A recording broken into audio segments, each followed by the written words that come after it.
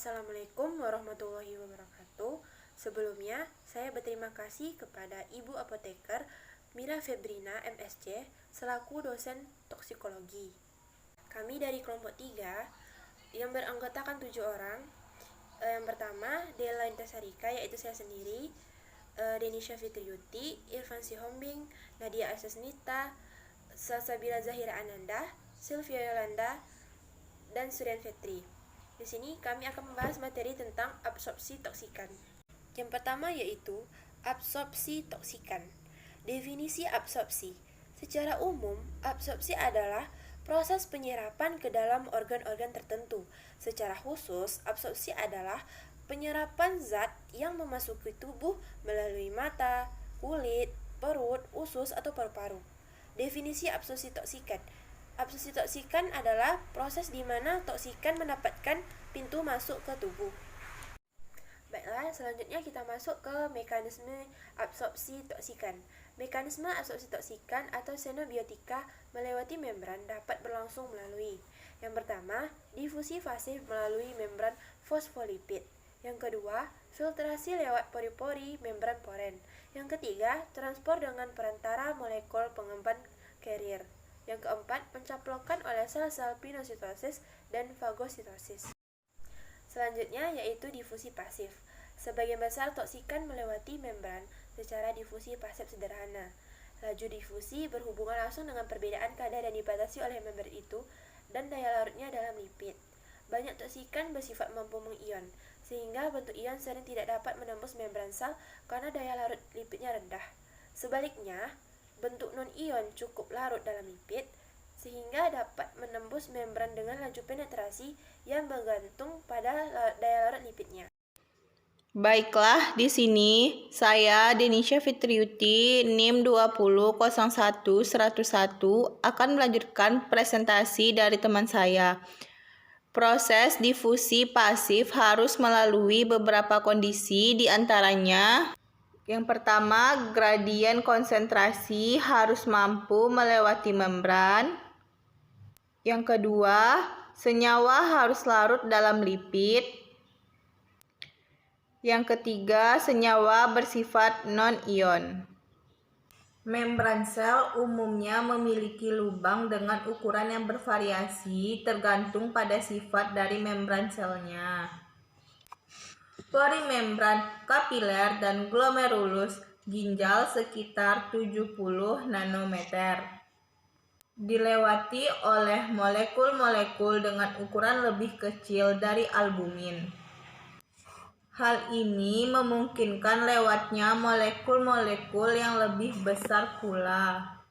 Aliran air lewat pori-pori ini terjadi karena tekanan hidrostatik atau osmotik dan dapat bertindak sebagai pembawa toksikan.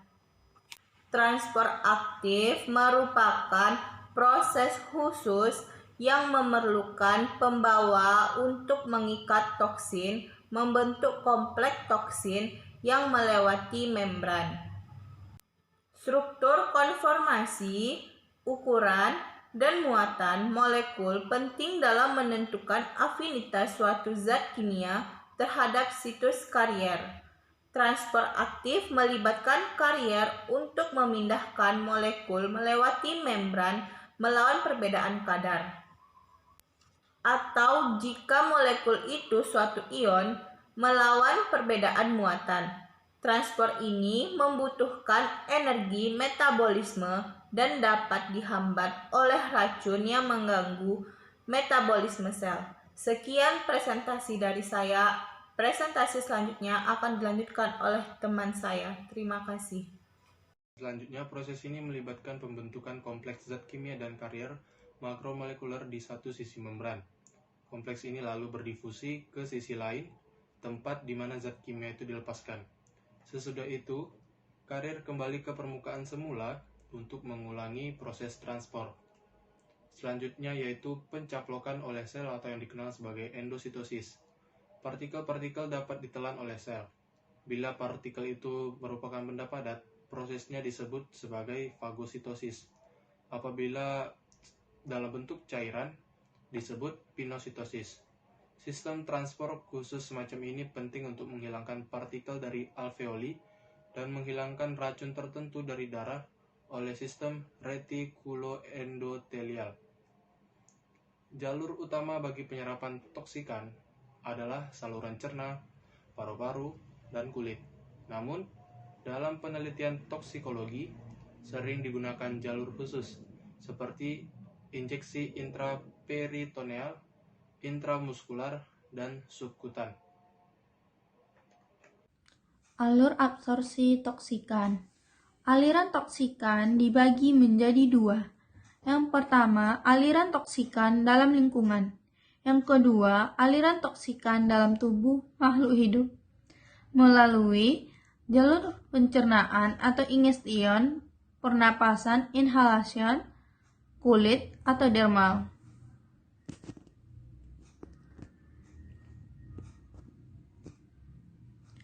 Aliran toksin dalam lingkungan, yaitu melalui saluran pencernaan. Absorpsi dapat terjadi di saluran cerna.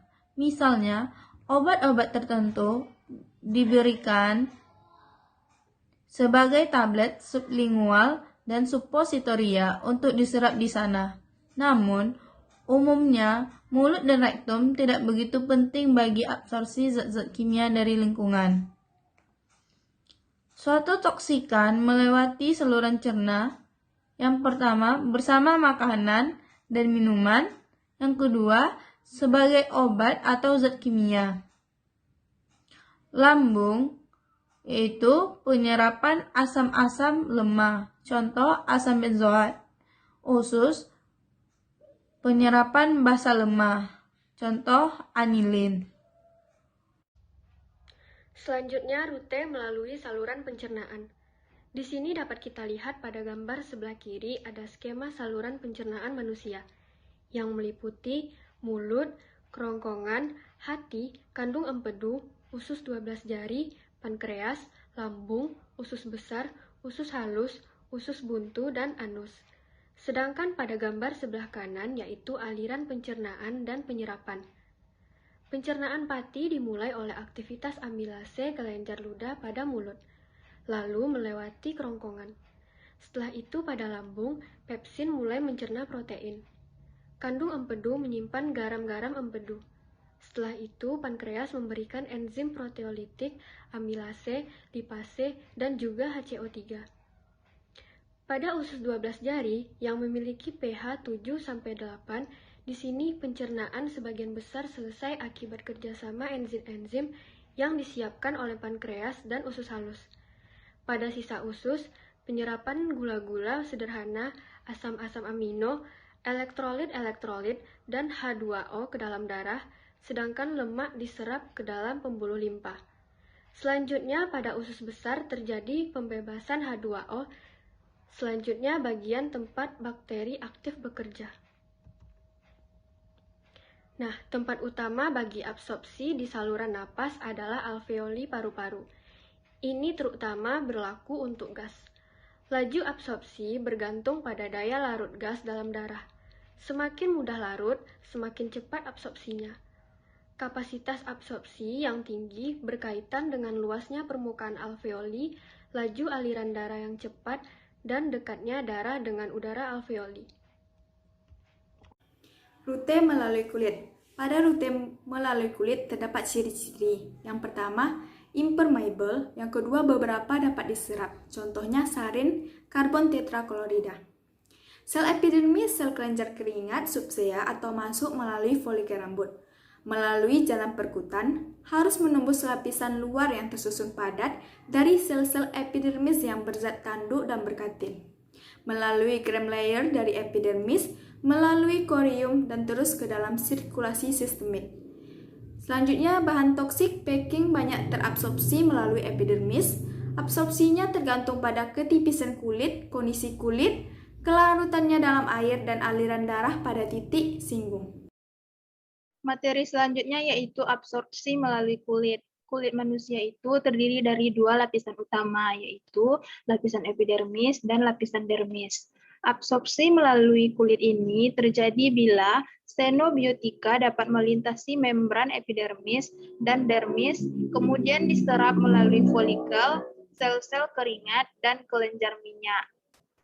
Xenobiotika di sini maksudnya adalah zat-zat asing yang masuk ke dalam tubuh, misalnya bahan kimia dan lain sebagainya. Kemudian tahap absorpsi. Tahap absorpsi ini terbagi menjadi dua fase, yaitu ada fase pertama dan fase kedua. Fase pertama itu adalah difusi toksikan lewat epidermis yang merupakan sawar terpenting, terutama stratum corneum, di mana stratum corneum ini terdiri atas beberapa lapisan sel mati yang tipis dan rapat, yang berisi bahan protein filamen yang resisten secara kimia. Kemudian fase kedua itu adalah difusi toksikan lewat dermis yang mengandung medium difusi yang berpori, non-selektif, dan cair. Oleh karena itu, sebagai sawar, dermis jauh kurang efektif dibandingkan stratum corneum. Akibatnya, abrasi atau hilangnya stratum corneum menyebabkan sangat meningkatnya absorpsi perkutan. Kemudian aliran toksin dalam lingkungan. Bahan kimia yang mengandung toksik dapat dihasilkan oleh suatu kegiatan, termasuk industri. Bahan toksik tersebut dapat digunakan, namun dalam jumlah yang terbatas, serta dilakukan recycling untuk mengubah bahan yang bersifat toksik menjadi non-toksik. Peptisida merupakan semua zat kimia yang dipergunakan untuk memberantas atau mencegah hama dan penyakit yang merusak tanaman.